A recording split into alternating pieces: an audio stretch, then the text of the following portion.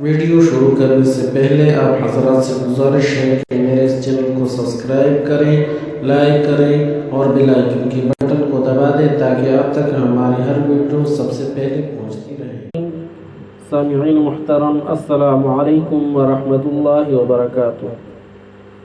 جیسے کہ آپ حضرات جانتے ہیں کہ ہم نے حرکات والی تختی شروع کی ہے۔ حرکات والی تختی میں سے کچھ حروف ہم نے پڑھ لی ہیں جو کاف تک مخارج کے مطابق چھوٹے کاف تک ہم نے پڑھ لی ہیں۔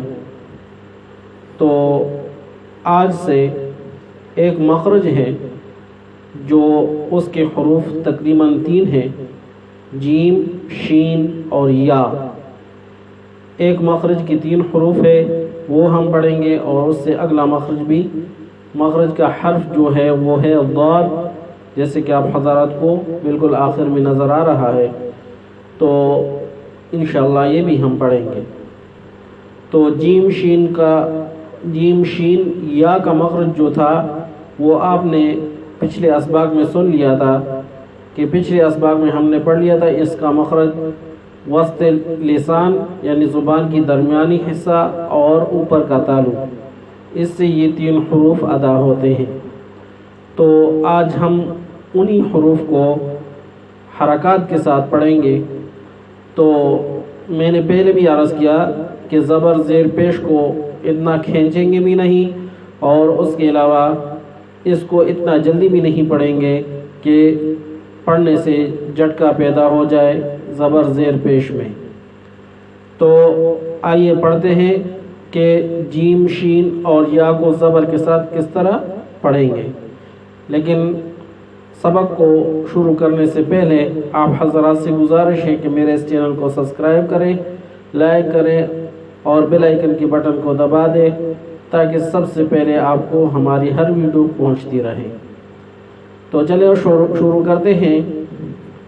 تو جیم کے اوپر جیسے کہ آپ کو ٹیڑھی سی چھوٹی لکیر نظر آ رہی ہے، اس کو زبر کہتے ہیں جیم کے اوپر سب سے پہلی لین میں۔ اب اس کو کس طرح پڑھیں گے؟ اس کو پڑھیں گے جیم زبر جا، جیم زبر جا۔ پھر اس کے بعد دوسرے نمبر پر جیم آپ کو نظر آ رہا ہے پہلی لین میں، اور اس کے نیچے بھی آپ کو چھوٹی سی لکیر ٹیڑھی آپ کو نظر آ رہی ہے جو شاید جیم کے ساتھ ملا ہوا نظر آتا ہے۔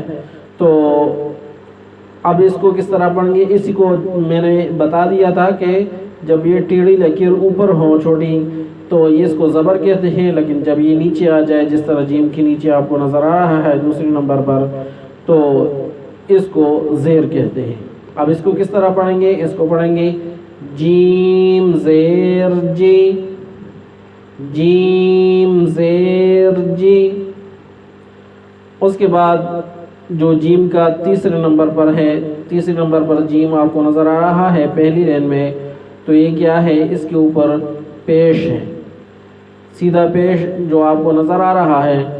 تو اس کو ہونٹوں کی گولائی سے پیش کو ادا کیا جاتا ہے۔ تو کس طرح اس کو پڑھیں گے؟ اس کو پڑھیں گے جیم پیش جو۔ جب پیش کو ادا کرتے وقت آخر میں ہونٹ گول ہو جاتے ہیں، جیم پیش جو۔ پھر اس کے بعد دوسری لین میں آپ کو شین نظر آ رہا ہے، اور یہ بات بھی یاد رکھیں کہ جیم اور با میں نے آپ کو فرق بھی بتا دیا تھا، جو پچھلے اسباق میں آپ دیکھ سکتے ہیں اسی عنوان سے کہ جیم اور با یا با اور جیم میں فرق، اسی عنوان سے ایک ویڈیو ایک سبق ہے وہ آپ دیکھ سکتے ہیں اور سن بھی سکتے ہیں۔ اچھا، پھر اس کے بعد جو ہے آپ کو نیچے دوسری لین میں شین نظر آ رہا ہے، اس کے 3 دندانے ہیں اور اس کے اوپر 3 نقطے بھی ہیں۔ ٹھیک ہے، 3 دندانے بھی ہیں اور 3 نقطے بھی ہیں۔ تو جیم، شین اور سین میں یہی فرق ہے کہ سین کے نقطے نہیں ہوتے، اس کے 3 دندان ہوتے ہیں لیکن نقطے نہیں ہوتے، لیکن شین کے 3 نقطے ہوتے ہیں۔ اور شین اور سا میں بھی فرق میں نے بتا دیا تھا پچھلے اسباق میں کہ شین کے 3 دندانے ہوتے ہیں اور سا کے نہیں ہوتے، ٹھیک ہے؟ سا کے بھی 3 نقطے ہوتے ہیں، شین کے بھی 3 نقطے ہوتے ہیں، لیکن ان میں فرق جو ہے وہ 3 دندانوں کے ذریعے ہے۔ اگر 3 دندانے ہوں اور 3 نقطے بھی اوپر ہوں تو شین ہے، ورنہ سا ہے، ٹھیک ہے؟ اب اس کے اوپر زبر زیر پیش کے ساتھ اس کو ہم کس طرح ادا کریں گے؟ اور دوسری بات اس میں ایک صفت تفشی ہے، یعنی منہ میں آواز، یعنی یہ جو ہوا ہے یہ بالکل منہ میں پھیل جاتی ہے، ٹھیک ہے؟ یہ شین کو ادا کرتے وقت۔ تو چلو پڑھتے ہیں کہ زبر زیر پیش کے ساتھ اس کو شین کو کس طرح پڑھیں گے۔ تو پہلے آپ کو نظر آ رہا ہے کہ شین کے اوپر چھوٹی سی ٹیڑھی لکیر ہے، تو اس کو زبر کہتے ہیں، جس طرح میں نے پہلے بھی عرض کیا۔ اب اس کو کس طرح پڑھیں گے؟ اس کو پڑھیں گے شین زبر شا، شین زبر شا، ٹھیک ہے؟ اس کو اس طرح پڑھیں گے۔ پھر اس کے بعد دوسرے نمبر پر آپ کو شین کی نیچے ٹیڑھی سی چھوٹی لکیر آپ کو نظر آ رہی ہے، تو یہ کیا ہے؟ یہ زیر ہے، ٹھیک ہے؟ اب اس کو کس طرح پڑھیں گے؟ اس کو پڑھیں گے شین زیر شی، شین زیر شی، اس کو اس طرح پڑھیں گے۔ تیسرے نمبر پر جو آپ کو شین نظر آ رہا ہے اس کے اوپر سیدھی پیش ہے، اس کو پڑھیں گے اس طرح کہ جب پیش ادا ہو تو ہون گول ہو جائے، جیسے کہ شین پیش شو۔ یہ جو شو ہم نے پڑھ لیا، آپ خود ذرا ذہن میں یعنی منہ کی طرف ذہن کر لیں کہ یہ کس طرح یعنی ہون ہو جاتے ہیں، تو آپ کو خود ہی پتہ چل جائے گا کہ آپ کو شو کے وقت یہ دونوں ہون گول ہو جاتے ہیں۔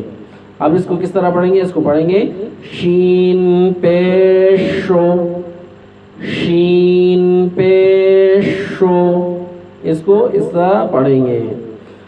تیسرے نمبر پر جو تیسری لائن میں آپ کو نظر آ رہا ہے وہ ہے یا، ٹھیک ہے؟ اور اسی مخرج سے یہ تینوں ادا ہوتے ہیں، یعنی وسط لسان زبان کی درمیان اور اوپر کا تالو، اس سے یہ 3 حروف ادا ہوتے ہیں۔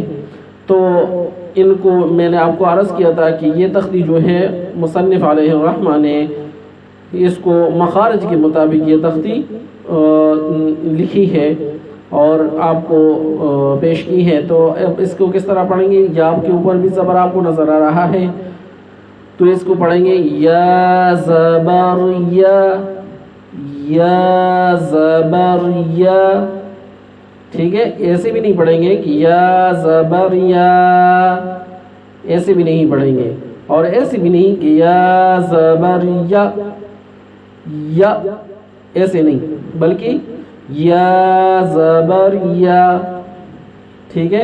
اور اس کے بعد جو ہے دوسرے نمبر پر آپ کو اس یا کے نیچے زیر نظر آ رہا ہے، تو آپ دیکھ سکتے ہیں۔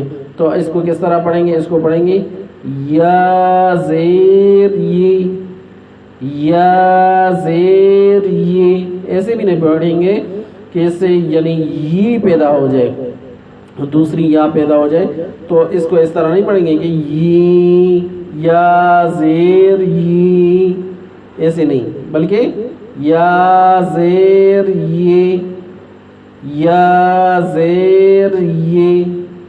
اور آخر میں جو یا کا تیسرے نمبر پر جو یا ہے، اس کے اوپر آپ کو پیش نظر آ رہا ہے، تو اس کو پڑھیں گے اس طرح یا پیش یو، یا پیش یو، یہ سے بھی نہیں پڑھیں گے، اس کو لمبا نہیں کریں گے کہ آپ اس طرح پڑھ لیں یا پیش یو، یا پیش یو، یو، اس طرح یہ پڑھنا غلط ہے، بلکہ یا پیش یو، یا پیش یو، اس طرح اس کو ادا کریں گے۔ اس کے بعد جو چوتھے نمبر پر آپ کو چوتھی لکیر میں آپ کو نظر آ رہا ہے، یہ اس کو کہتے ہیں ضاد۔ اب ضاد اور صاد یہ 2 حرف ہیں، ٹھیک ہے؟ ان کا یعنی سارے حروف سے یہ الگ ہوتا ہے، تو ان کا آپس میں فرق جو ہوتا ہے وہ نقطے کے ذریعے، کہ اس کے اوپر نقطہ ہوتا ہے اور صاد کے اوپر نقطہ نہیں ہوتا۔ مخرج کے اعتبار سے بھی فرق ہے، لیکن جو دیکھنے میں ہوتا ہے وہ یہی فرق ہے۔ تو اب ضاد کے اوپر زبر ہے، اس کو پڑھیں گے ضاد زبر ضا، ضاد زبر ضا۔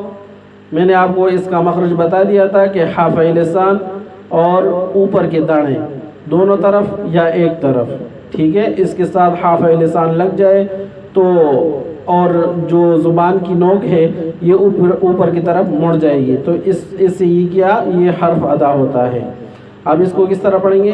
ضاد زبر ضا، ضاد زبر ضا۔